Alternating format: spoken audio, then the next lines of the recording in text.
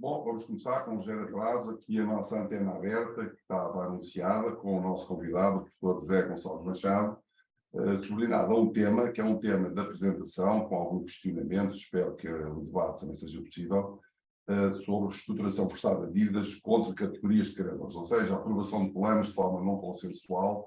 A explicação será dada no decurso desta sessão. É uma novidade, é uma introdução no nosso código que tem inspiração europeia, como é óbvio, mas já conhecida noutras dimensões, noutros países, e que penso que terá uma relevância no futuro significativa. Esta modalidade de aprovação de planos, que não é de uma forma dita clássica, pela maioria, respeitando os grupos de credores e a sua classificação, pode ter importância em momentos de crise, em momentos que alguns credores são mais impertinentes, ou pelo menos menos tolerantes, e por isso vale a pena ter esta abordagem, sobretudo numa lógica de recuperação preventiva de empresas, que é também um tema que aqui o professor, enfim, tem e densamente e excepcionalmente escrito, e sobretudo divulgado, incentivado, numa procura daquilo que é a satisfação das necessidades das empresas no confronto com os credores, ou se quiserem, no diálogo com os credores, de forma preventiva, nos institutos pré-insolvenciais, que realmente existem em Portugal, que às vezes são maltratados, às vezes mal compreendidos, e também às vezes com uma estatística que, quando é divulgada, dá a ideia de que não funciona, depois quando nós vamos aprofundar um bocadinho melhor, concluímos que, afinal, considerando o país, a dimensão do país, até vem funcionando. Eu, a semana passada, a ler os papéis para poder dar uma ideia de qual era a viabilidade dos PERs, do processo especial de revitalização, assisti, enfim, um relatório ali, eu digo assistir no sentido que já tive o resumo, depois fui ter que ler o relatório na totalidade, é que a dimensão, enfim, a taxa de sucesso de processos homologados até entre 2016 e 2019, penso que era assim, é uma taxa considerável, uma taxa simpática, e 35% dizem 35% de empresas que não retomaram a apresentação ou que não insistiram na apresentação de novos PERs ou que não caíram numa insolvência. Apesar de tudo, o universo são 2.500 empresas, apesar de tudo, não deixa de ser simpática a solução que o legislador, num dado momento, encontrou para fazer face a uma coercividade imediata dos credores, que precipitava a empresa imediatamente também, passando aqui a repetição, na insolvência, e causava ali um momento de paragem, um momento de recuperação de oxigênio e a possibilidade de negociar durante um determinado período com os credores. Também foi utilizado abusivamente ou de forma dilatória, sabemos que é sempre assim, mas não deixa de ser um mecanismo que, num momento de crise, se ele surgir, que não pode deixar de ser considerado como um instrumento de recuperação preventiva das empresas. A propósito disso, não fazendo aqui, enfim, uma divulgação religiosa unicamente atribuída, tenho feito nas últimas semanas na vida económica uns artigos sobre o check-up empresarial para tentar, enfim, dar nota de que, à semelhança das pessoas físicas, se as empresas não tiverem uma monitorização, não tiverem um diagnóstico precoce daquilo que são as fragilidades, sobretudo as fragilidades da empresa financeira, e sobretudo dentro das financeiras, aquelas são as fragilidades bancárias, ou seja,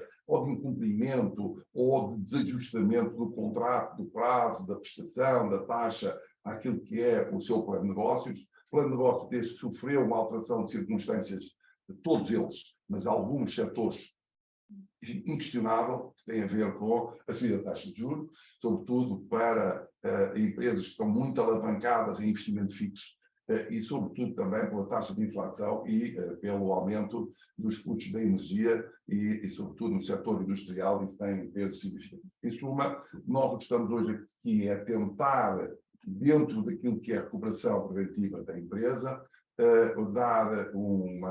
fazer uma abordagem sobre uma nova modalidade, ou seja, critérios também possíveis de aprovação de planos, e com isso estarmos mais preparados, e quem nos está a ouvir também mais preparados para poder dominar estas matérias. Eu tinha pensado em estruturar a apresentação focando-a simplesmente nos critérios de formação de categorias, aprovação de planos dotados de categorias e homologação, mas penso que antes de ir a esses aspectos mais específicos, era importante traçar as linhas gerais da recuperação preventiva de empresas, de forma muito simplista, naturalmente, dizendo o seguinte: nós estamos aqui perante um modelo misto, se é que podemos dizer assim, tem uma matriz privatística e uma matriz publicista. O que é que eu quero dizer com isto? Não se trata apenas da composição de interesses particulares, e particulares no sentido de partes que estão afetadas por um devedor comum, incluindo aqui os credores públicos. É algo que vai para além disso. É algo que tem subjacente uma certa ideia de que há um interesse público subjacente à recuperação de empresas. E esta ideia surgiu na crise dos caminhos de ferro dos Estados Unidos, e daí tanto se falar do capítulo 11 do Código de Insolvência norte-americano, que curiosamente tinha um capítulo 10º direcionado às grandes empresas, mas que não tinha muita utilidade. E as grandes empresas viam no capítulo 11 um mecanismo mais simples, mais fácil, e então preferiram utilizar esse. E daí esse sucesso. E curiosamente agora foi incluído um subcapítulo dirigido às pequenas empresas. E existe hoje noutro domínio esta mesma ideia, no domínio de empresas públicas, aquele princípio too big to fail, que é uma determinada empresa é demasiado grande para ser liquidada, porque daí vão resultar danos diretos e colaterais que no fundo põem em causa a economia, põem em causa a sociedade em geral, para além dos interesses dos credores. E isto é relevante porque só tendo esta perspectiva é que depois se compreende um conjunto de regras que temos a seguir, que não podemos ignorar, que antes da insolvência não haveria justificação nenhuma para limitar, parece excessivamente, direitos de crédito. Porque quem tem um crédito, e ainda por cima um crédito garantido, vamos supor, tem direito de executar esse crédito em caso de incumprimento. Quem tem um crédito litigioso, se eu tiver obtido vantagem, na primeira instância até tem possibilidade de fazer uma execução provisória de sentença. Se pagar a caução, até pode receber logo o pagamento. Portanto, estar a limitar este direito de crédito, esta possibilidade de execução individual de créditos, é algo que choca com a posição relativa dos credores, porque, ainda por cima, choca com princípios fundamentais do direito. Parte da sua servana, não é? Que os contratos devem ser cumpridos, com a relatividade dos contratos também. Só nos choca com um princípio que é o da boa-fé. E outro que nós adicionamos por força dessa dimensão publicista, que é o princípio do primado da recuperação.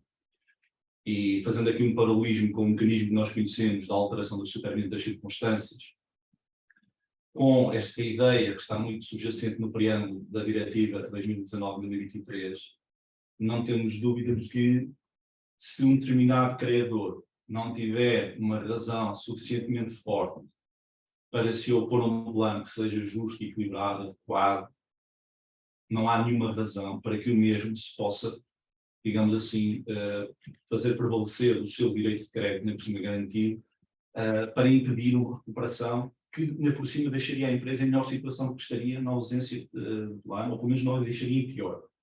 E que, para além disso, tem uma vantagem que é de permitir que a empresa pudesse continuar a atividade, continuar a gerar receita, continuar a manter postos de trabalho e então contribuir para a economia em geral.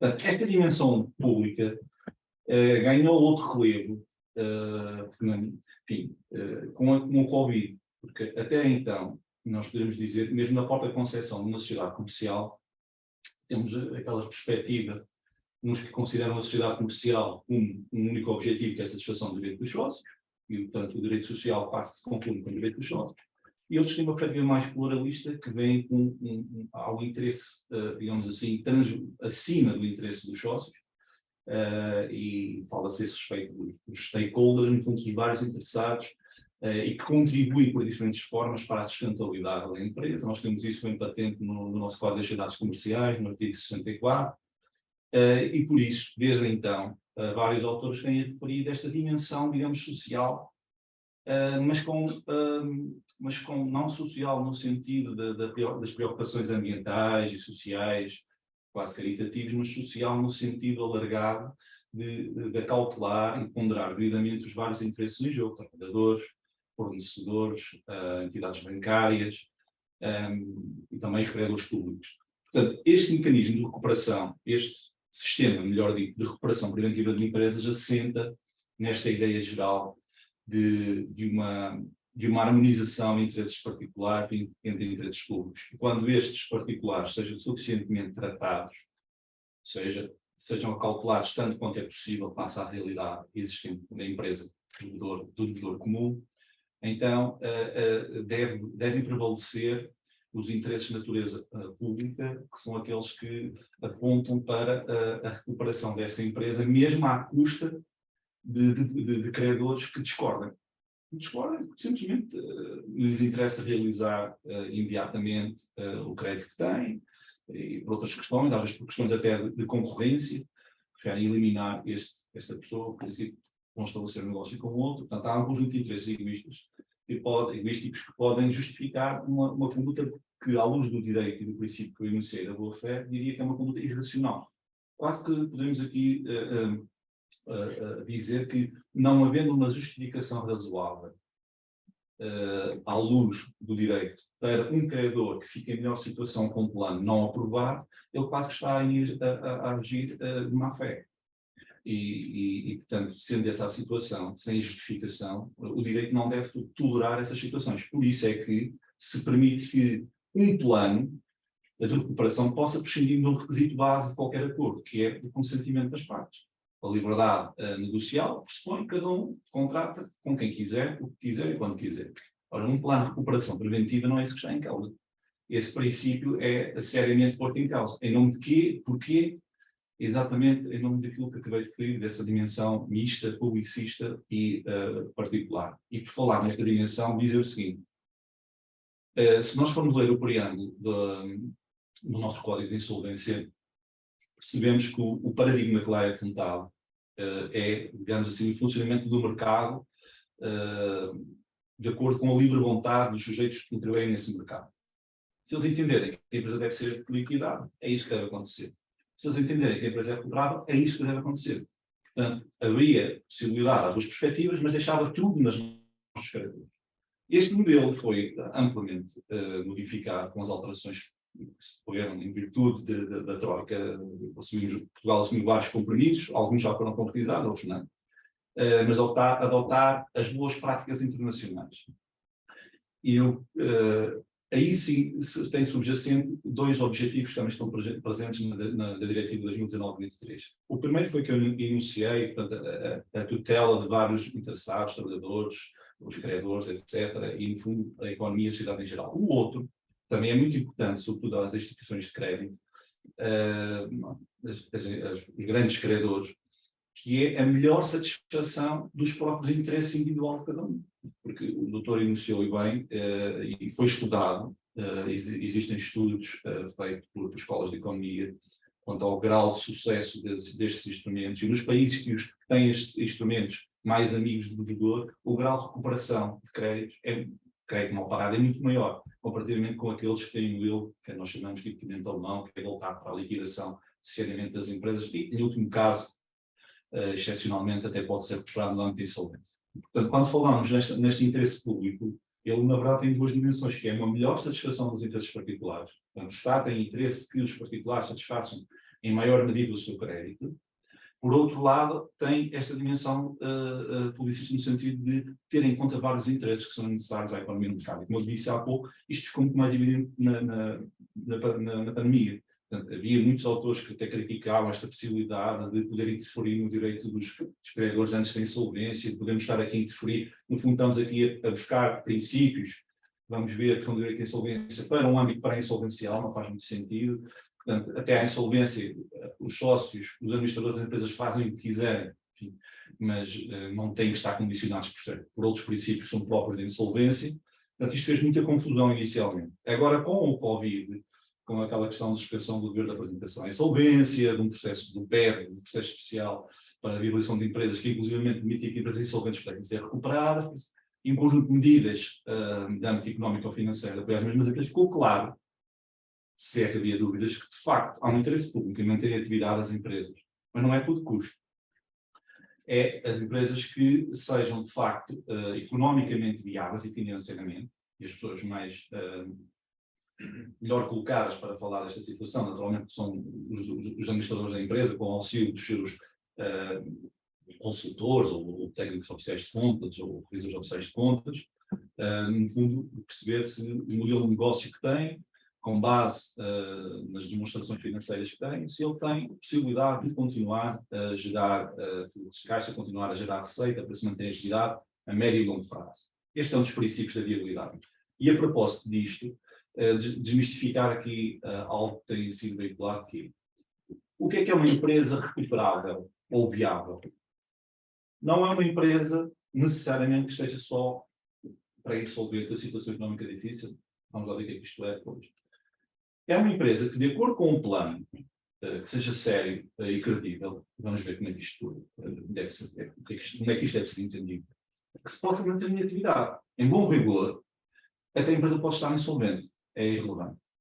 Desde que tenha um plano e esse plano seja execuível em sério, essa empresa tem todo o direito, se posso dizer assim, de ser recuperada. E há todo o interesse de ser recuperado. Se não for para a insolvência, pode ser na insolvência. E percebendo isto, os norte-americanos não limitam o acesso a este instrumento a empresas insolventes, porque eles é indiferente. O único requisito é não pode estar insolvente, porque senão já há aqui um abuso do espírito da lei, tem que haver dificuldades. Este é o primeiro requisito, que é o próprio devedor ter objetivamente condições de ser recuperado. E não vale a pena depois tentar aqui forçar empresas que não têm viabilidade nenhuma, porque, bem, depois só pode trazer consequências para os gestores, enfim. Exceto nos casos, claro que se for um caso duvidoso, na dúvida deve-se promover, deve-se permitir que a empresa possa ser recuperada, enfim, tem dúvida. Mas nos casos seja claramente evidente em que a empresa não tem condições de ser recuperada, então a empresa o que é que deve ser? Deve ser liquidada. E isso já está enunciado, logo considerando primeiro a Diretiva 2019-2023, que está agora reiterado de forma clara na proposta diretiva que está aí em discussão, que visa criar mecanismos exatamente que facilitem a liquidação da empresa. Isto não é contraditório com o que eu estou a dizer, está exatamente em consonância, que é, se uma empresa não é recuperável, então é do interesse geral que ela possa ser liquidada, porque senão vai agravar o seu ativo, vai agravar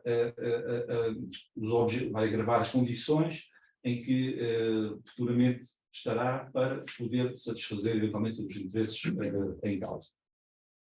Depois, outro requisito que é importante, necessário, imprescindível para que alguém possa socorrer ou recorrer a um destes mecanismos é que está ligado ao primeiro, que é a questão da viabilidade, é que esta empresa tem que, à luz do plano, deixar as pessoas afetadas em melhor situação do que estariam na ausência do plano.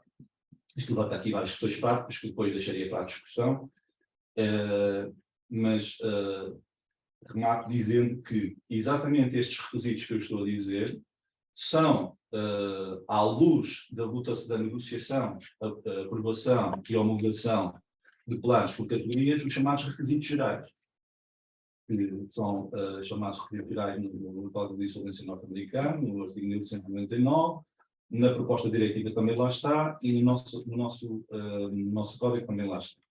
Estes requisitos gerais depois acrescentam um terceiro, mas são requisitos que visam proteger quem? Vamos a falar em categorias. Eles visam proteger internamente as partes que compõem uma determinada categoria. E depois há outros requisitos que visam proteger, digamos, a relação entre categorias. E por isso, quando nós falamos em recuperar uma empresa através de um mecanismo de reestruturação forçada contra categorias de credores, nós temos que ter sempre presente dois planos distintos, desde o início, desde a formulação do plano até à sua homologação, que é perceber que há critérios que se destinam a garantir, digamos assim, a justiça, em termos latos, do plano entre categorias e dentro de cada categoria, e outros critérios que se destinam a manter a justiça do plano, digamos assim, entre categorias.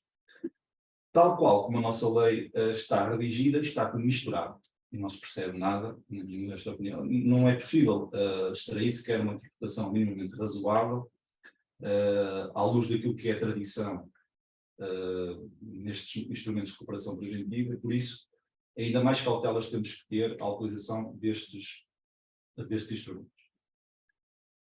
Feita esta apresentação assim geral, aquilo que eu agora queria abordar, entrando um bocadinho mais em pormenor, era perceber de que forma é que devem ser formadas estas categorias, de que forma é que as partes envolvidas podem exercer o seu direito de voto e de que forma estes planos podem ou não, ou devem ou não, ser homologados.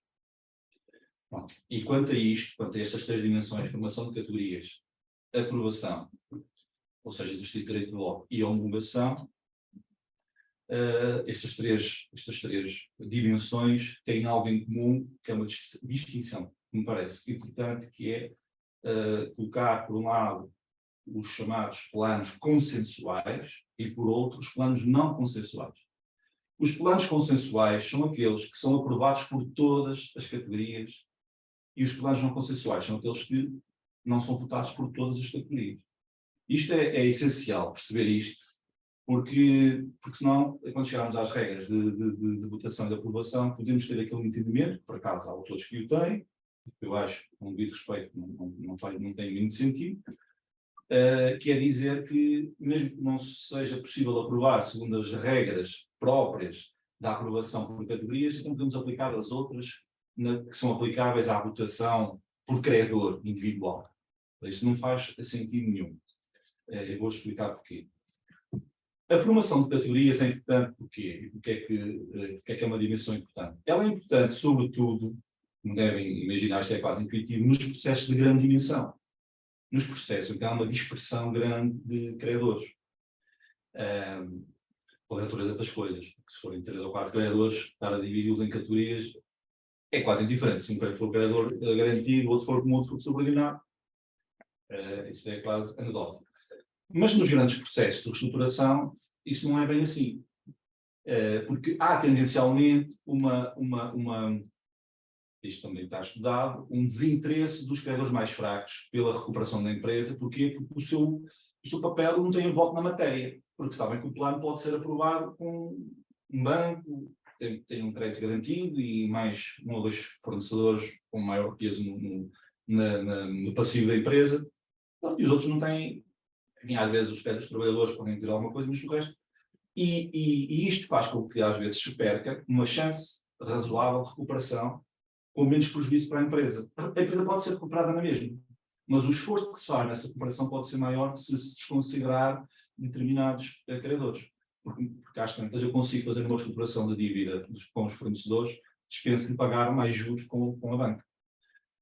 E por isso, eu ao agrupar os vários interesses, vamos ver o que é que isto, ou jogar os vários credores por categorias, eu estou-lhes a dar mais poder negocial. Porque, como eu disse, basta que uma categoria reprove o plano, vote contra, maioritariamente contra, com limite de 75%, que é aquilo que nós temos, dos 2/3, para que o plano não se considere aprovado. Basta que uma categoria reprove para que o plano não se considere aprovado. Atenção, estou a falar em regras de aprovação, de apurar se o órgão foi ou não foi reunido. E por isso, sabendo disso, os clientes, os fornecedores, credores comuns, sabem que a participação deles é importante para a recuperação da empresa. Exatamente para atingir este equilíbrio de posições, já que está em causa o direito de crédito dos mesmos, numa fase prévia à insolvência, em que tem que se ter muito cuidado na maneira como se atinge estes direitos de crédito, exatamente por isso, quer-se reforçar, por um lado, a posição desses credores, mas, por outro lado, dando um papel ativo na negociação desses planos. Por isso, é importante fazer um certo corte com o modelo que nós temos do PER até 2022, não era nada assim. Não era nada assim. Se quisermos socorrer deste mecanismo. E se tiver em causa uma grande empresa, não é se quiser, tem mesmo de ser assim. E percebemos porquê. Isto exige dos vários players, dos vários stakeholders, naturalmente, uma disponibilidade para negociar. E não se pense que isto é de suma menos importância, porque há aí vários acórdãos do Supremo que considerou uma violação não negligenciável de regras procedimentais quando apresentaram um PER já previamente definido, estabeleceram prazos curtos, que não deu sequer tempo aos outros para se pronunciarem. O que é que aconteceu? Foi recusado. Portanto, e se era assim no modelo anterior, agora ainda mais. Portanto, portanto, muito cuidado, porque às vezes podemos ter aquela tentação de levar um plano já feito, que é a tentação que nós já temos, já sabemos que é aprovado. Pode não ser. Pode não ser exatamente porque o que está aqui em jogo é afetar direitos de crédito que, em princípio, não poderiam ser afetados, não sei que há uma boa razão. E a boa razão é que deixar em melhor situação de pescaria na ausência do plano, e isto só é garantido através de um procedimento. Porque senão, se quiserem fazer de forma privada, recorram um RER, recorram um mecanismo de estruturação ad hoc, e depois, se quiserem homologar, recorram àquele mecanismo expedito do artigo 17 e do CID, que permite apresentar um plano já perfeitamente delineado. Isso é para esse efeito. Ou então um PRIPEC, que depois já de entrar a ser transposto para a nossa ordem jurídica, que permitirá também, de forma confidencial, negociar a venda da empresa ou a sua liquidação, etc. Mas se quisermos recorrer ao regime comum do PER, penso que todos os presentes sabem o que é que eu estou a falar, do processo especial de revitalização, temos de ter em conta necessariamente todos os envolvidos, até porque a lei obriga a enviar uma cartinha a todos. Não é por acaso, não é só para mandar um cartão de boas festas e dizer que é exatamente para os convidar a negociar. E isso ainda faz muito mais sentido agora na votação por categorias. Na negociação e votação por categorias.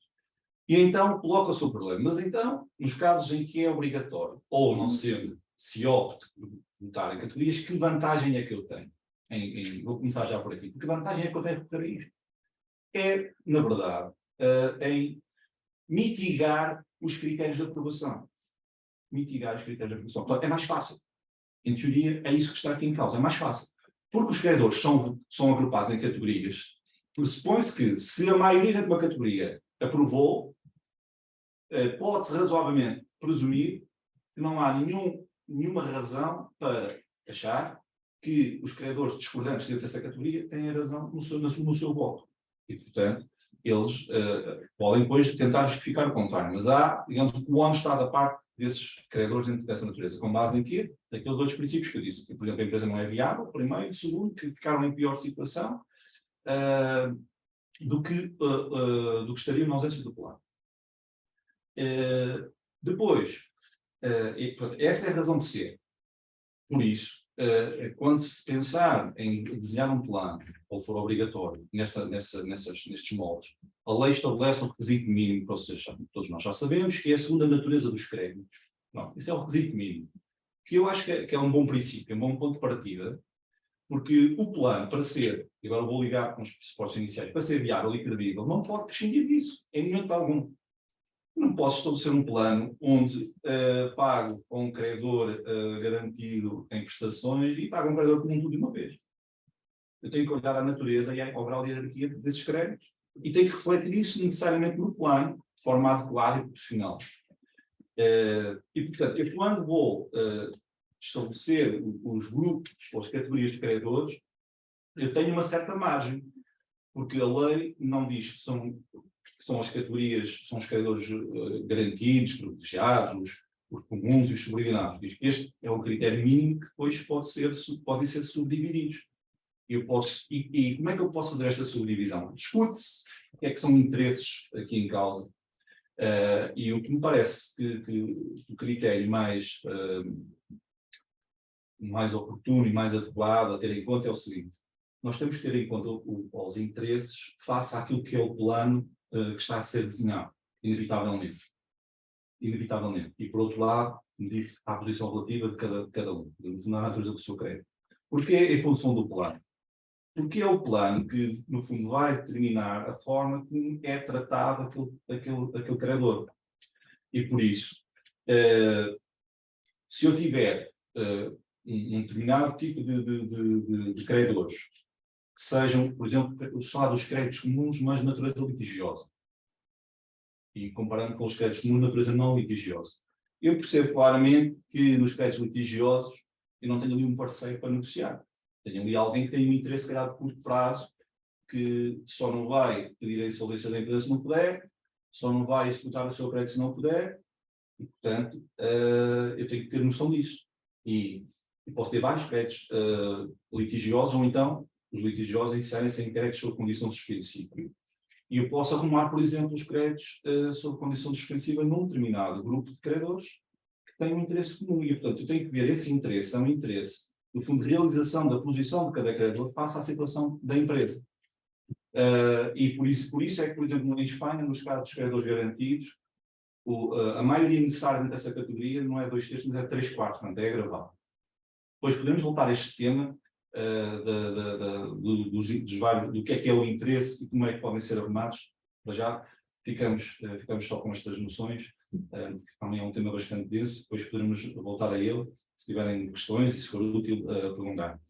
Eu não queria terminar sem antes falar, então, das regras de votação e dos critérios de homologação, e estes últimos são os mais importantes. Como eu já, de alguma forma, já antecipei, os critérios de aprovação na votação por categorias pressupõe, é fácil de ver, que tenha sido apresentado, à luz do PER, uma proposta de classificação dos credores por categorias. Isso é obrigatório, como disse, quando o devedor é uma grande empresa, e é facultativo quando não seja uma grande empresa. Portanto, tem que se apresentar uma proposta de classificação, onde eu tenho que dizer o quê?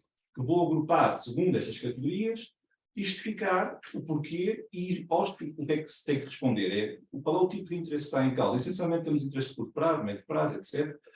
E depois esses credores vão ser convidados a votar dentro de cada categoria. Se eles, maioritariamente, votarem contra, como disse, o plano considera-se reprovado na votação por categorias e, na minha opinião, não é possível ir para os outros critérios que são aplicáveis quando o plano não é negociado e votado por categorias. E depois coloca-se a seguinte questão. E então, o plano reprovado, que se chama, como eu disse, o plano não consensual, está condenado ao fracasso, não é possível recuperar mais a empresa? É. E é como? É se verificar um conjunto de pressupostos de apreciação judicial pelo tribunal que visam garantir que as categorias discordantes não são injustamente tratadas à luz do plano. Portanto, nós, a partir deste momento, em que temos um plano não consensual, ou seja, não aprovado por todas as categorias, basta uma, coloca-se o problema de saber se ainda assim o tribunal pode homologar. Cria uma incerteza para as empresas. Eles perguntam, então, mas como é que eu sei que vai ser aprovado? Sabe, se fizer esta análise aos pressupostos de homologação de um plano não consensual. Então, quais são esses pressupostos? Primeiro, é haver uma representatividade mínima, mas significativa.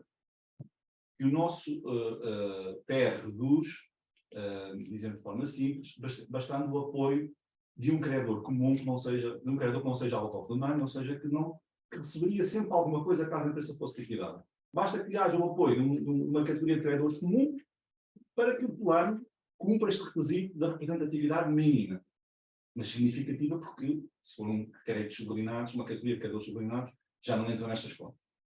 Claro que a lei também fala de uma categoria de credores garantidos, mas se não havendo categoria de credores garantidos, tem que haver pelo menos uma categoria de credores que podem ser comuns. E isto vai de encontro ao que está na diretiva, no artigo 11. O artigo 11 da diretiva onde estabelece estes critérios especiais para a homologação de planos não consensuais. No artigo 10º da diretiva onde estabelece os pressupostos gerais. Nestes pressupostos especiais, primeiro esta representatividade mínima. Só que há uma divergência grande entre a nossa lei e a diretiva. É que na diretiva fala-se numa aprovação segundo o passivo dentro de cada categoria. Portanto, a totalidade dos créditos daquela categoria. Totalidade. A totalidade, vamos imaginar que representa 200 mil euros. Portanto, seria a totalidade. No nosso caso, fala dos votos, portanto, o quórum é em função dos votos emitidos, o que significa que pode não ser nem metade do total de créditos dentro da categoria. Portanto, ainda é mais facilitado. Tenho dúvidas como é que os tribunais vão aplicar isto, isto é, digamos, eu desculpe-me, quase uma alteração jurídica, aquilo que está, porque exatamente nós estamos a tratar de um plano que não foi aprovado, tem que haver uma representatividade mínima, não há paralelo em nenhum ordenamento jurídico. Portanto, eu acho que isto vai ser alterado. Portanto, eu também não sei qual é que vai ser o entendimento dos tribunais. Há cautela à conselharia, bem, vamos pela representatividade do total do passivo e não meramente o total dos votos emitidos, tais 75%. Depois, para além disso, o que é preciso fazer? E eu termino num minuto. Para além disso, o Tribunal vai aferir, essencialmente, sintetizando as regras que estão no nosso Código o nosso código remete para o artigo 215 e 16 do Código de Insolvência, mistura regras do plano de insolvência com regras do PER, e está ali uma amálgama, aquilo resumido, à luz, parece, daquilo que é a espírito da diretiva, da luz isto. É preciso ver, num plano vertical e num plano horizontal, como é que as categorias, e nós estamos aqui a falar, já não estamos no âmbito de análise entre categorias, isso já ficou nos critérios gerais. Estamos a falar, quando o plano não é aprovado, nos critérios entre categorias. Então, o que se procura fazer é, se numa análise entre categorias, se verticalmente não há nenhuma categoria de grau inferior que recebe mais do que uma categoria de grau superior. Isto parece uma evidência.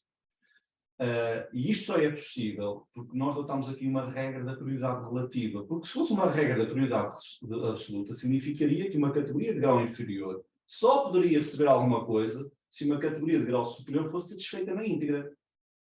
E exatamente para promover o esforço das categorias inferiores, adotou-se um critério de uma prioridade relativa. Ou seja, é possível distribuir o que há de distribuir de forma, por categorias inferiores, meramente por sócios, de forma a os envolver e incentivar a participar nas negociações. O que, à luz de uma prioridade relativa, não era possível, porque uma categoria inferior só poderia receber enquanto a categoria inferior recebesse. No plano horizontal, aquilo que visas é muito claro, que é as categorias do mesmo grau de hierarquia devem ser tratadas exatamente da mesma forma. As categorias discordantes devem ser tratadas exatamente da mesma forma do que outras. Naturalmente, uma categoria concordante não tem razão para se opor ao plano. Isto visa, no fundo, estes critérios que eu estou a referir, depois posso voltar a eles, visa proteger categorias discordantes. Categorias discordantes. Se for um criador discordante de cada outra categoria, o que ele vai colocar em causa, essencialmente, será a questão da viabilidade e ficar em oposição que gostaria na ausência do plano. Eu assisti com muita atenção à intervenção do professor José Gonçalves Machado e eu queria dizer o seguinte: eu já acompanho processos de déficit de falência, de insolvência, de recuperação de empresas há cerca de 30 anos. E o que eu noto, por exemplo, quando no advento dos processos de recuperação, e em particular no que toca aos PERs, é que nós tivemos um paradigma de funcionamento em que os credores bancários, que normalmente têm uma preponderância relevante em muitos dos processos de recuperação, eram dialogantes, no sentido de que a IACRA tinha para se abrirem as negociações, e essas negociações existiam, tinham efeito, era possível encontrar soluções que fossem ao encontro dos credores bancários. O que sucedeu foi que, com este movimento de sucessiva transmissão de créditos em catadupa dos bancos para as entidades cessionárias, esse diálogo extinguiu-se. Ou seja, os bancos hoje praticamente não são interlocutores. Quem são interlocutores são entidades cessionárias, e essas entidades cessionárias não têm uma postura de diálogo, pelo menos é isso que a experiência me diz, que os bancos tinham. E, portanto, inclusive eu tenho um exemplo concreto, que ali a Margarida conhece, em que há um primeiro PER em que houve esse diálogo, houve a possibilidade de uma aprovação do plano de recuperação em 2016, vamos supor, e agora em 2021, por força precisamente da dificuldade trazida pelo Covid, a apresentação de um segundo PER, em que do outro lado já deixaram de estar bancos, passaram a estar entidades cessionárias, e o diálogo é praticamente impossível com as entidades cessionárias. O que eu pergunto é, será que o modelo de votação por categorias pode mitigar esta ausência de vontade de diálogo da parte dos credores? Porque, por exemplo, no que toca aos fornecedores, normalmente é fácil nós conseguirmos diálogo e conseguirmos um entendimento. Muito obrigado pela questão. A ideia da votação por categorias é exatamente essa.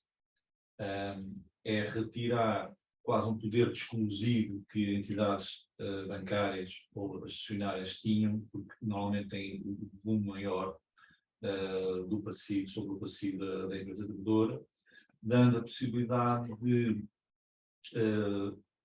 fazer aprovar um plano contra a vontade desses credores, que muitas vezes aquilo que os move, e isso hoje parece que já é claro, era poder, por exemplo, executar os terceiros garantes. E eu bem sei que muitas vezes, lá está, num credor dessa natureza, se calhar os interesses dele são interesses de curto prazo, que é a satisfação imediata do crédito, portanto, estão desvinculados da sociedade. Isso claramente, essa posição, e nós não temos expressamente a questão do voto abusivo, mas está. Porque alguém que vota dessa forma, não tendo um interesse razoável, está a atuar à margem da lei, quando o voto dele é abusivo, e por ser abusivo, é que o plano pode ser aprovado, mesmo sem a sua vontade, e fica vinculado. Essa categoria de credores fica vinculada, porque outras categorias, pelo menos uma de credores comuns, que receberiam alguma coisa em caso de liquidação, votou a favor. E uma vez que se chega a este ponto de se poder fazer aprovar o plano, de se fazer, não é fazer aprovar, porque ele não é aprovado, o plano já está aprovado, mas de ser homologado um plano que foi aprovado apenas por uma categoria, por exemplo, os trabalhadores, permite exatamente combater essas situações abusivas. E por isso é que é fundamental isso. E não será muito difícil ao Tribunal fazer homologar, lá está, porque aquilo que norteia o plano de recuperação é um primado de recuperação. O Tribunal, na dúvida, vai sempre fazer aprovar o plano. Se forem cumpridas as regras procedimentais, se o plano espelhar de uma forma simples a situação financeira da empresa, com aqueles testes, aqueles critérios que se usa para ver os rácios de liquidez, os rácios económicos, os rácios financeiros, que demonstram com alguma facilidade, alguma fiabilidade, que é viável. Se há ali, digamos, uma evidência de que o plano que os deixa em melhor situação, etc., os vários pressupostos, o Tribunal irá, com certeza, homologar. E por isso é que, por exemplo, neste caso, em Espanha, obriga o Tribunal a fazer uma avaliação à empresa. Até para a proteção dos credores concordantes. Porque se um credor discordante, e também para a proteção dos credores discordantes, porque eles vão necessariamente colocar em causa todos os pressupostos.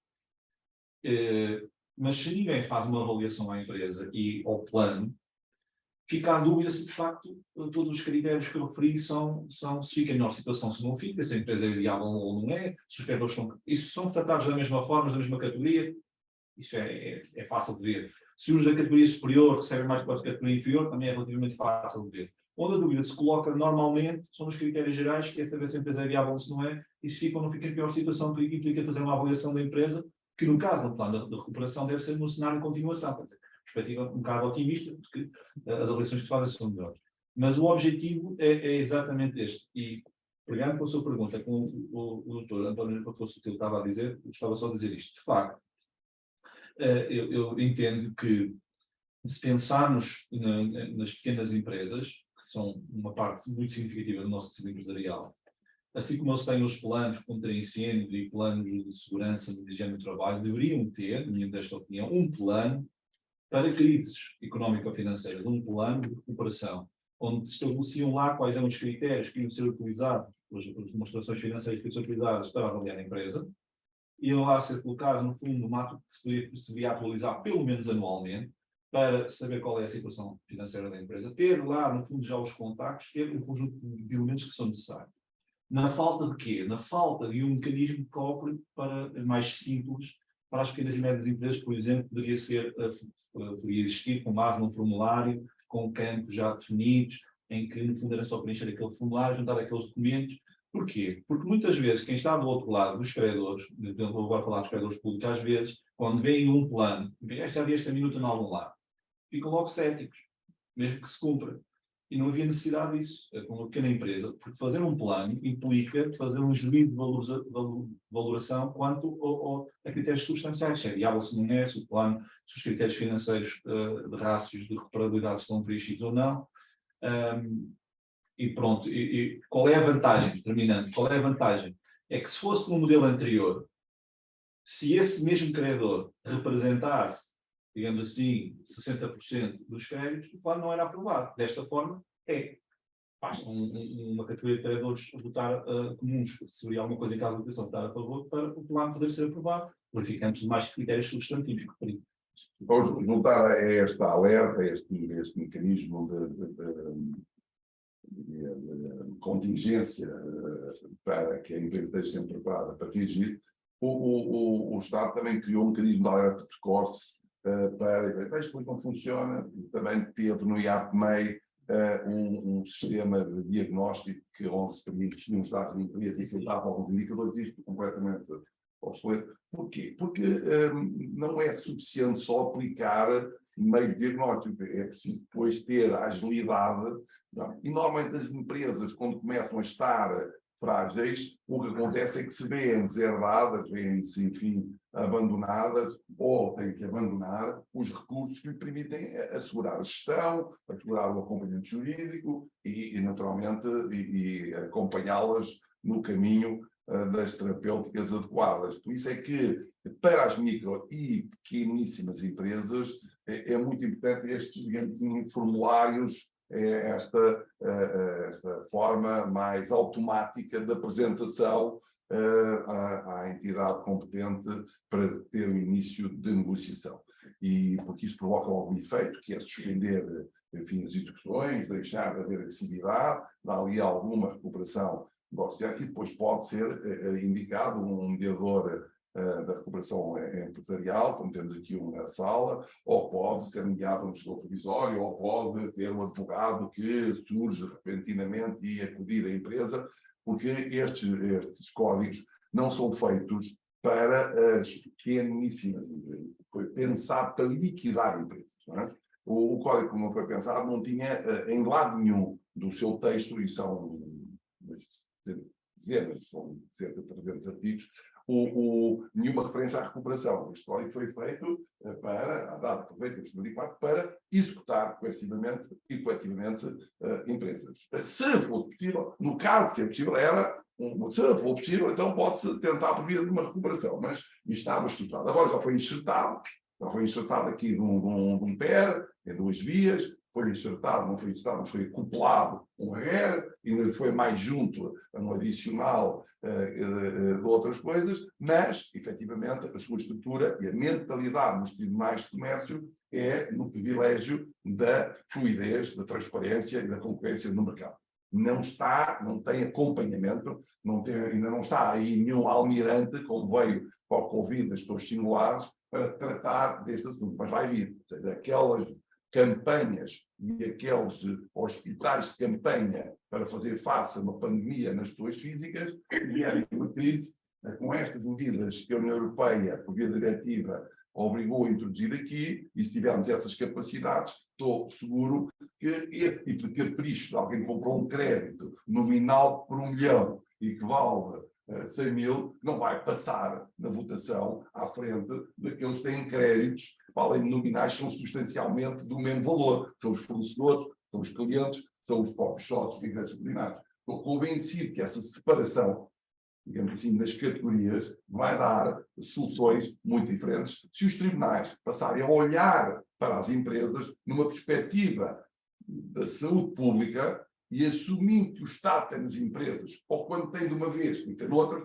então tem que assumir uma economia liberal pura, então tem que também aceitar que vai ter que sacrificar alguns credores, sendo que esses credores de substituição, como são os gestionários, são credores que têm um cheque, mas que o cheque é levantado, se for pela totalidade, mas que foi, digamos assim, pago, entre aspas, tem uma contrapartida às vezes a 10%. Isso também tem que ser considerado, e julgo que vai ser considerado nestes novos mecanismos de aprovação. Questões? Eu tenho um. Difícil. Olha, eu gostava que explicasse melhor, porque eu não entendi bem esse princípio que falou, que é os credores não poderem ficar em pior situação do que aquela que estivessem se não houvesse pena. E passo a explicar porque é que eu entendi. Se calhar estou a ver isto de uma forma completamente fora da caixa, ou fora daquilo que está subjacente a esse princípio. Que é, quando há um PER, ou quando se fala em haver um PER, já há incumprimento. Sempre, não é? E no caso, por exemplo, da banca, que é um caso que eu conheço melhor de perto, digamos assim, há um plano prestacional de um empréstimo, de uma conta corrente, etc., a ser feito, não é? A ser pago. Há um cumprimento nesse plano. Ora, num PER, dificilmente haverá um plano prestacional melhor, ou que o banco receba mais dinheiro do que receberia nesse plano prestacional. Portanto, eu acho que ficará sempre numa situação pior do que aquela se não houvesse PER, ou seja, se tivesse tudo a correr certinho. Porque também, se houver um PER e conseguir o banco ou outra instituição qualquer conseguir ficar numa situação melhor, não faz muito sentido haver o PER, porque eles têm capacidade para pagar, não é? Portanto, há aí qualquer coisa que eu não estou a entender muito bem como é que funciona. Consegue explicar? Sim, se não houvesse, faltava continuar a Eu raciocínio que era. Não, que era Perdi-me a dizer, mantém-se o plano que o banco disse, Sim. o plano era melhor. Só que, se calhar daqui a 6 meses não recebia mais nada.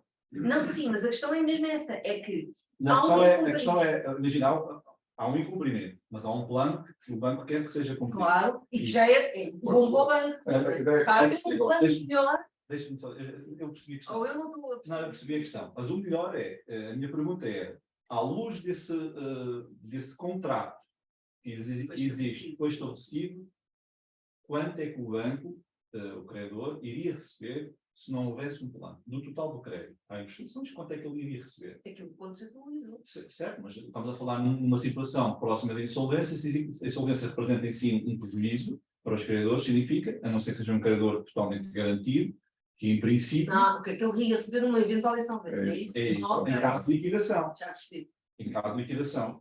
E a diretiva acrescenta uma coisa que até agora não tem sido muito falada, mas que é a lei não tem necessariamente que ser o cenário de liquidação, porque o que se tem que comparar é com o melhor cenário alternativo. E o melhor cenário alternativo pode não ser uma liquidação por simples, pode ser uma venda da empresa em atividade. O tema novo, a questão nova é o efeito patrimonialista que os bancos jogaram muito, os financiadores são um exemplo, não há outros, não é? Que é o cenário é este: se for para a insolvência, eu recebo tudo porque eu tenho uma dívida de 100 e tenho uma garantia de 200. Neste novo quadro, isso não funciona. Porque senão, obviamente, podia sempre justificar que qualquer solução que tenham, para mim, é pior, porque eu tenho um crédito garantido.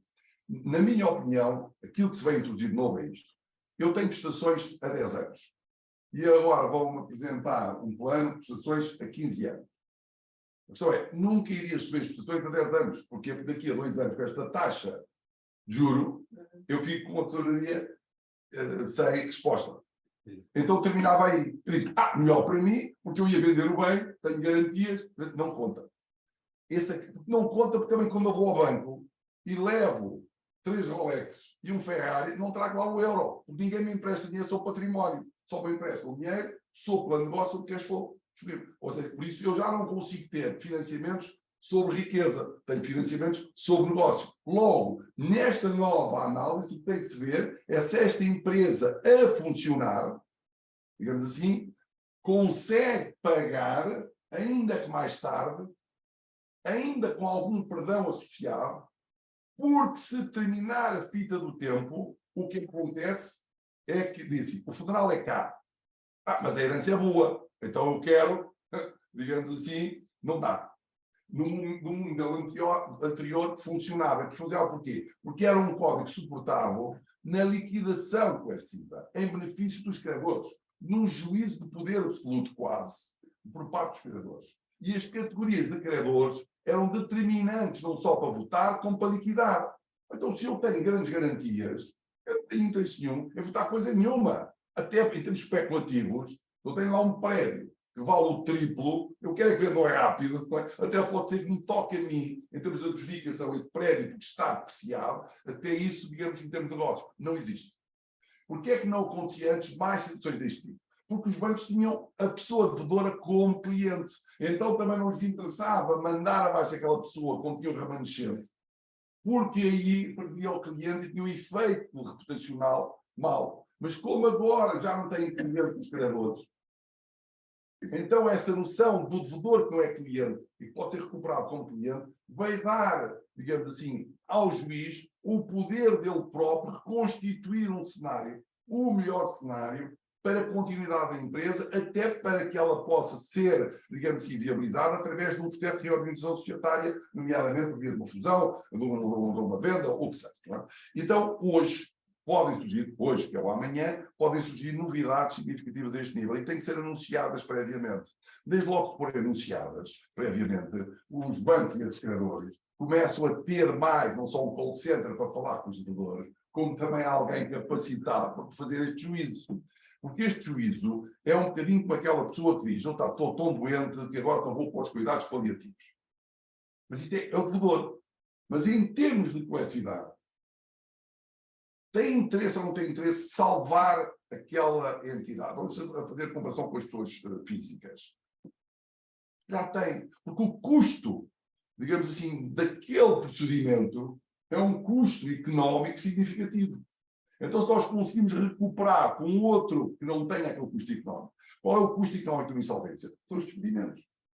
É, por exemplo, em alguns setores de atividade, começar a que a concorrência fique mais monopólio, ou pelo menos uma concorrência menos, diria, transparente. E tudo isso, na minha leitura, estas novas alterações, embora, enfim, numa escrita estranha, até também diz no seu livro e bem, às vezes as traduções que se fazem, damos apontam, não é? Quando eles vão traduzir aqui algumas coisas, aponta para um sentido que, se calhar, não será o que está no espírito. Mas isto vai ser corrigido para jurisprudência em suma. O que eu quero dizer é que o nosso raciocínio de que é na insolvência, hoje tem que ser antecipado. Mas é mais sem prestações, porque temos uma taxa de juros onde não é 1%, é 4% de spread, e por isso tem necessariamente que projetar esse período prestacional, e o banco diz, mas eu não quero recuperar o meu dinheiro já, mas como é que eu recupero já se eu não tenho tesouraria nem plano de negócio para fazer isso quando fechar? Havendo o bem da garantia. Não funciona. É a ideia que eu tenho, e eu acho que também a classificação dos credores garantidos vai ser feita entre aqueles que precisam da satisfação da garantia, que é, por exemplo, uma consignação de rendimentos, alguém tem uma renda, mas eu fico sem renda, é uma garantia especial, não é? Agora, se eu tenho um imóvel de garantia e esse imóvel cobre 3 vezes a dívida, não é por isso que eu posso dar conta, e até sou pena de voto abusivo. Nós estamos a construir aqui no escritório.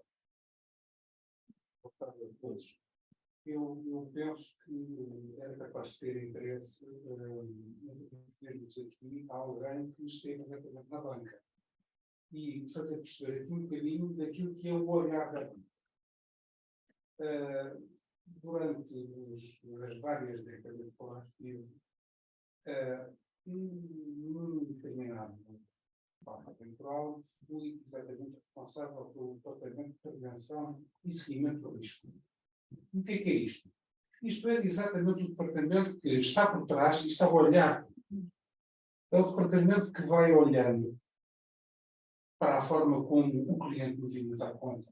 É o departamento que está a olhar para as movimentações ao nível da Central de Risco do Banco de Portugal. Se há incidentes, se não há incidentes, isto no sentido de agir preventivo. E aqui o agir preventivamente ainda estamos numa fase do comercial. Ainda estamos numa fase comercial. Ou seja, ainda estamos numa fase onde se tenta fazer alguma coisa enquanto a empresa está pertencendo. Está pertencendo. Mas muitíssimas das vezes não está. É importante que se traga aqui à mesa o seguinte. O empresário, muitas vezes com receio, começa por ter um comportamento algo, enfim, escondido, não, enfim, deixa de aparecer, enfim, começa a ter digamos, um sentido ético que não é aquilo que se... Eu quero-vos dizer que, naquela altura, é tentado pela instituição de crédito, eu sou testemunha disso, porque andei pelo país todo a fazer isso, no sentido de reunir construtores, no sentido de aferir, numa primeira fase, o que é que poderíamos fazer em prol, aí realmente de uma forma preventiva, em prol daquela. Mas o que acontece muitas vezes, e há que dizê-lo, é o seguinte: também muitas vezes a preocupação do banco passa por quê? Pelo seu reforço. Há aqui uma preocupação imensa com o reforço de garantias. E não deixa de ser verdade o seguinte: isso é, digamos que, incentivado por todo lado, não é? E aí que muitas vezes surge o seguinte: pode-se reforçar garantias, aí ainda, digamos que, no extrajudicial, pode-se reforçar garantias, pode-se fazer de acordo até com o interesse dos clientes e até no interesse de toda a gente, substituindo outras. Basta isto. Vamos supor, a doutora Alcácer falava numa operação, vamos supor que era Vamos supor que era um. Eu até pressuponho que fosse garantido uma hipoteca ou qualquer coisa assim. Há aqui uma coisa, desde logo, que o banco fica todo contente, para o cliente não há perda nenhuma e há reforços garantidos. Substitui esse mútuo com a tal garantia que o leasing. Imagina o seguinte, estamos a falar de uma conta de corrente. Estamos a falar de uma conta. De repente fazemos uma operação de factoring e imediatamente somos nós que passamos, nós, banca, a passar a controlar muito aquilo sobre os recebimentos. E aqui sim, estamos a falar de formas preventivas. Há hipótese de uma forma imaginativa de muitas vezes substituirmos operações. Imaginem o seguinte, eu recordo-me perfeitamente ter resolvido uma operação de largas centenas de milhares de euros, onde uma empresa estava já em dificuldade, estava quase em cumprimento com outros dois bancos. Num banco, essa empresa era detentora de um imóvel, com 10%, qualquer coisa aqui, numa das artérias mais, digamos que, renomadas da cidade. E o que acontece é que tinha duas operações de centenas de milhares de euros garantidas com esses mesmos apartamentos.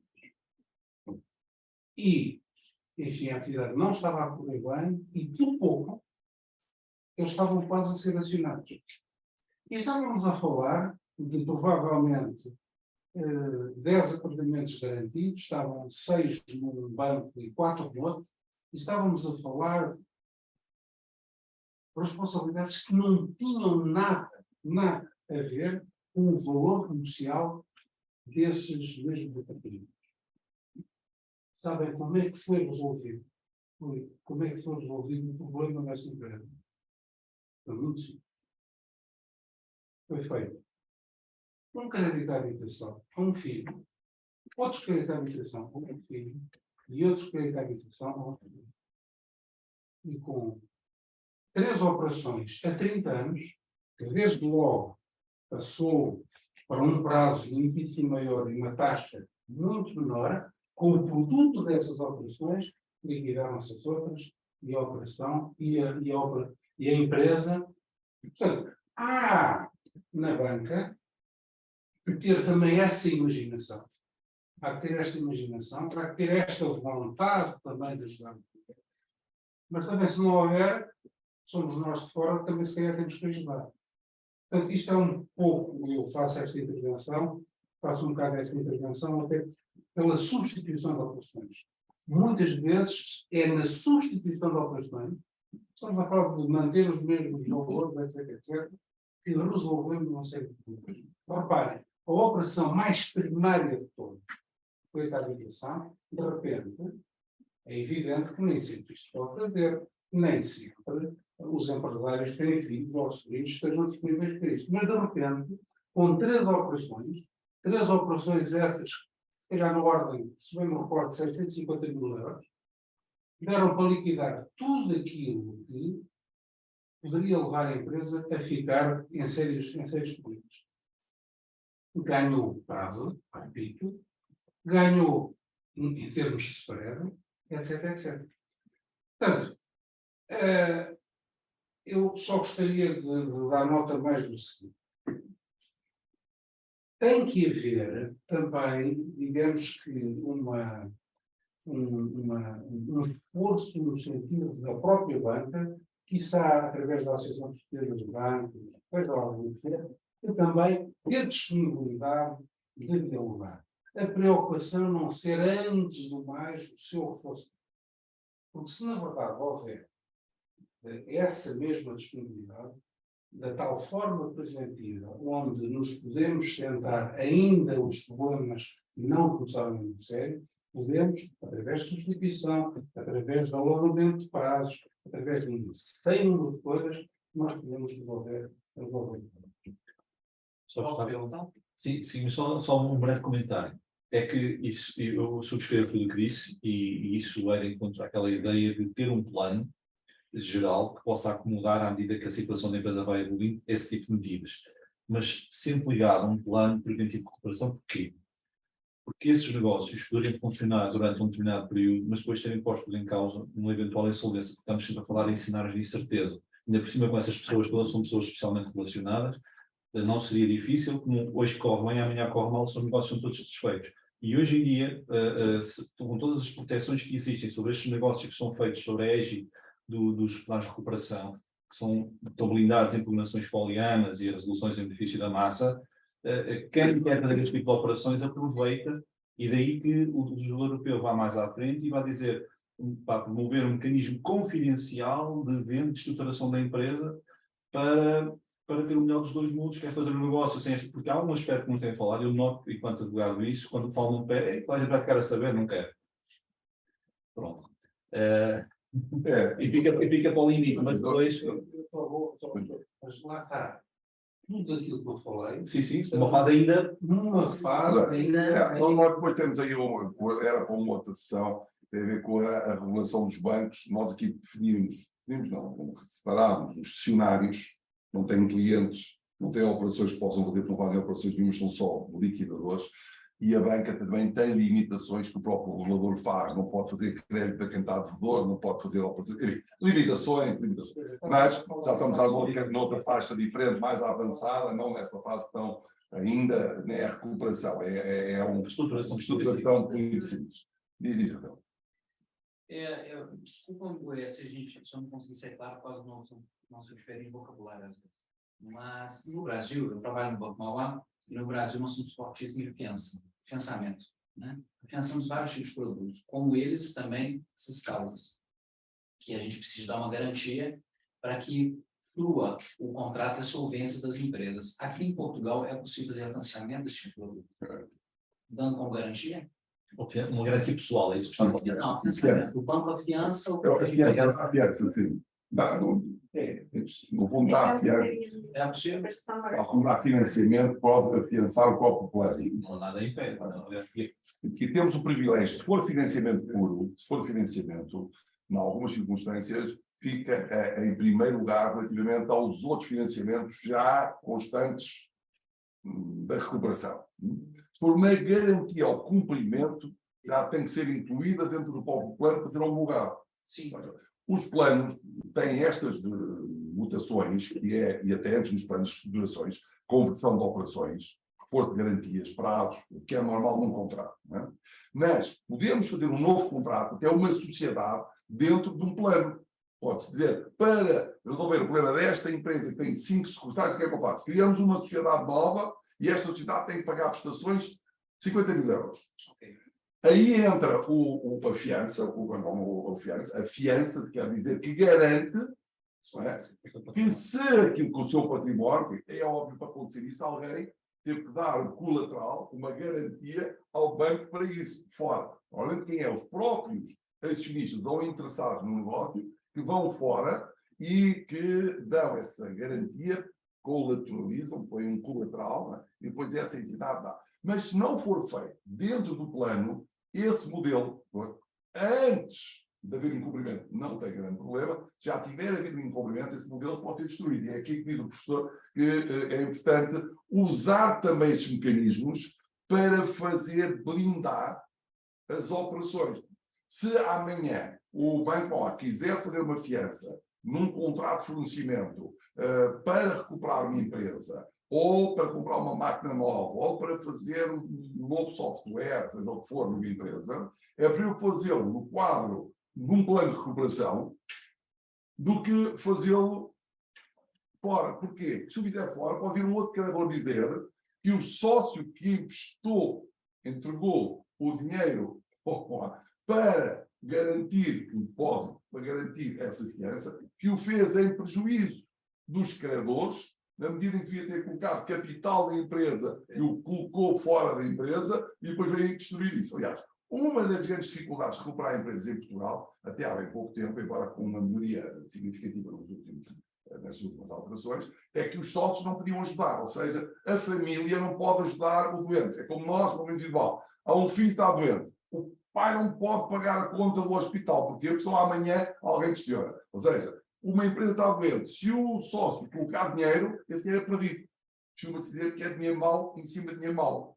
Não é? Então é preciso que esse dinheiro, que é um dinheiro de salvação, tenha um tratamento, digamos assim, diferente, que não prejudique em absoluto, porque senão desincentiva a sua entrada na empresa. É um outro tema que tem a ver com as garantias e como é que elas são cotadas, mas a fiança pode ser dada, e nós precisamos disso em Portugal. Nós estamos em Portugal, tal como um swap, uma taxa de juro para, digamos assim, câmbio, ou outra coisa que se dá dinâmica, dá pontos. Não é? Também precisamos aqui de alguém que ofereça a sua capacidade para fazer. Normalmente as sociedades de capital de risco, fundos de capital de risco intervêm quando o ticket, quando o problema é grande, quando o problema é pequeno, aquilo, só a burocracia, só o custo de se envolverem na árvore de alimentação tão grande, já não entram nisso, e por isso, às vezes, os bancos são bancos mais ágeis e que têm essa intervenção interessante. Alguém quer mais alguma questão? Não querendo abusar, mas é o seguinte, na minha opinião, isto, e é meramente opinativo, eu acho que o PER neste momento é um produto em desuso. Porquê? Isto também é opinativo, meramente.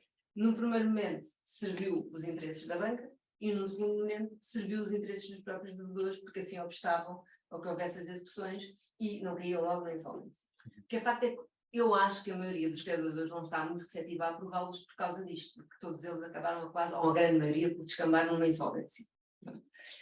E o que eu lhe pergunto é o seguinte, independentemente de eu ter ou não razão, e posso não ser só a minha opinião, acha que essas regras, essas alterações todas, podem potenciar que o PER volte a ser um produto que esteja em uso e que toda a gente o queira usar desta forma de uma maneira mais saudável? Sim. Agradeço essa questão, é a questão onde me sinto mais confortável, que é sobre o direito, o que devia ser feito e não foi, o direito a constituir.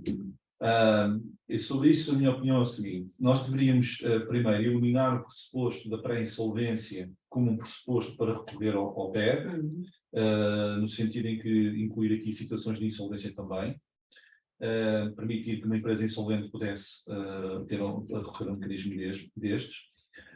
E como é que seria mais adequado? Na Alemanha, em 2012, introduziram um mecanismo chamado ESU, que era um mecanismo que era sobre a estabilização das empresas, que no fundo devia dar uma resposta a este movimento de mecanismos pré-insolvenciais, como eles não tinham, as empresas alemãs viram para a Inglaterra, se não criaram lá um, e qual era o mecanismo? No fundo era enxertar no processo de insolvência um processo prévio voltado para a recuperação antes da declaração de insolvência. Qualquer empresa que estivesse em situação económica difícil ou insolvente poderia ter um mecanismo que podemos chamar de proteção contra credores. E não podemos ser ingênuos nisto. É mesmo de proteção contra credores. Haverá sempre algum credor inimigo que quer a insolvência imediata, e a realidade é esta. Haverá sempre categorias de credores discordantes, um mecanismo de proteção, por isso é que se chama um mecanismo de proteção, na Espanha para o guarda-chuva, é mesmo um mecanismo de proteção contra credores, que visa de alguma forma dar uma oportunidade. E não podemos também escamotear que, de facto, havendo este espaço de 3 meses, 4, que o legislador europeu até previa que pudesse ser até 12 meses, e em grandes processos admite que aqui acho que o legislador deveria ser flexível. Onde é que eu quero chegar? Devíamos ter este mecanismo no processo de insolvência, um mecanismo prévio para empresas pré-insolventes ou insolventes que quisessem recuperar. No fundo era passar o plano de insolvência para um momento inicial e permitir que isso pudesse apresentar um plano. Depois ter um mecanismo diferente, essencialmente extrajudicial, com algum controle, e é um modelo ou não, que é fazer isto quase como mínimo. Olha, agora dá-me interesse que intervenha aqui o senhor juiz, dá-me interesse que intervenha aqui o senhor administrador judicial, dá-me jeito que intervenha aqui o senhor mediador de cooperação de empresas, dá-me jeito de suspender alguns processos. O que é que eu tenho que fazer? Eu escolho as medidas mais adequadas em função daquilo que eu tenho, porque eu posso não ter interesse em suspender tudo, para não ter esta publicidade. E, em consoante a gravidade das medidas que eu escolho, vou ter consequências. E, portanto, eu acho que deveríamos ter um modelo mais flexível, extrajudicial. Portanto, o RER não tem tido muita utilidade, mas serve, acho que tem sido utilizado pela banca e por alguns grandes credores, que lhes permite de forma confidencial estruturar o seu crédito e blindar. É uma boa ferramenta. Efeitos fiscais. Sim. Agora, para as pequenas empresas, deveríamos ter um modelo que eu diria próximo do espanhol, que era ter um mecanismo disponível, com até formulários de fácil preenchimento para o pequeno empresário, com uma lista de documentos que deve ser junta, no fundo que visa dar tempo às empresas. Okay? Dar tempo às empresas e sem grande publicidade, não haveria necessidade disso. Agora, neste momento, a crítica que eu faço é, temos um PER que é complexo, que tem muitas incertezas quanto às regras de aprovação e votação, e aquilo que eu sinto pelo contacto com a realidade é que há uma certa aversão a este tipo de sistemas e, naturalmente, os empresários, as empresas querem coisas que sejam seguras, portanto, vão por aquilo que é mais conservador. Essa coisa do critério de aprovação, de 2/3 do total dos créditos emitidos, mas se há dúvidas, se calhar prefiro contabilizar à cautela os 2/3 do total dos créditos. É um exemplo. Outro exemplo muito prático. 3 meses, 3 meses pode não chegar, eu já falei isto de forma, mas é uma coisa que pode ser prática. 3 meses pode não ser necessário, pode ser insuficiente para fazer um plano de recuperação, para negociar. Eu apresento uma proposta, depois há os credores que respondem e eu em 3 meses posso não ter tempo para fazer toda a análise que é necessário fazer. E então há que fazer uma revitalização dos chamados princípios orientadores, que estão numa resolução do Conselho de Ministros 43/2011, que se aplicam, onde se diz, por exemplo, no 4º princípio, que as empresas devem dispor de tempo suficiente, limitado, mas suficiente para se poder recuperar. Ora, 3 meses, vamos ficar a aplicar ao caso concreto, pode não ser suficiente, e acredito que se justificar com base no plano, ainda por cima, que já está em vias de ser aprovado, que o Tribunal possa conceder um prazo adicional, por exemplo. Mas tudo isto implica, termino, que as empresas se convençam que é necessário aproveitarem aquilo que existe em termos públicos, que é a ferramenta de autodiagnóstico e o alerta precoce que recebem por notificação das finanças, aproveitar isso, ter contacto com os contabilistas, com os revisores oficiais de contas, no sentido de manter atualizada a informação financeira e os rácios económicos ou financeiros, e enquadrar tudo isso, é isso onde eu vou, enquadrar tudo isso no tal plano de recuperação preventivo, que deve, na minha opinião, ser atualizado com regularidade. Porquê? Porque o juízo de prognóstico que se faz sobre uma situação de pré-insolvência, diz a boa doutrina, sobretudo estrangeira, que se deve projetar no mínimo em 6 meses, por ter informação minimamente objetiva, e no máximo até 2 anos, por causa da questão dos exercícios fiscais. Portanto, é com base nesta informação, e até porque estes diagnósticos e alertas que recebe são tendencialmente desatualizados. Portanto, não prescindem sempre de um juízo crítico por parte dos gestores, e termino, sob pena de os próprios gestores não tendo promovido uma recuperação e havendo uma chance séria de recuperação, podem eles próprios ser responsabilizados pelo prejuízo que causaram à empresa, porque não geriram de forma adequada. Só aqui, quando aos pés da estatística, eu referi há bocadinho e mal, de 2012 a 2019, num total de 2.387 empresas que recorreram ao PER e que tiveram um plano homologado, a taxa de sucesso do PER foi de 55%. Traduzindo-se os casos que, após o encerramento do processo do PER com a homologação do plano, não voltaram a ter necessidade de apresentar este instrumento, certo? Ou à insolvência. Parece que 55% é razoável, em 2.800. Depois algumas delas tornaram-se mais visíveis, enfim, aqueles mecanismos estranhos. Mais alguma questão? Não? Estamos por encerrado. Muito obrigado. Até à próxima.